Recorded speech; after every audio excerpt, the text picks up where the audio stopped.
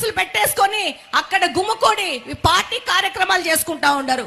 దీని మీద కలెక్టర్ గారికి, కార్పొరేషన్ కమిషనర్ గారికి, అలాగనే డిప్యూటీ సీఎం గారి దృష్టికి తీసుకెళ్తున్నాను. దీంట్లో మేము కూడా మా ప్రయత్నం చేసినాము.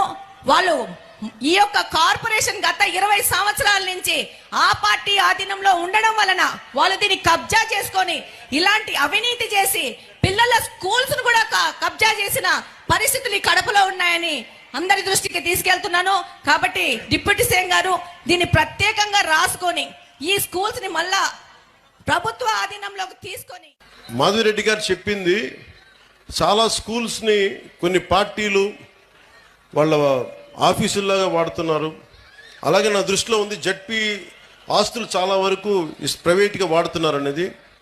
కలెక్టర్ గారికి కూడా నేను విజ్ఞాపన ఇస్తున్నాను. నేను ముఖ్యంగా ఈ స్కూల్స్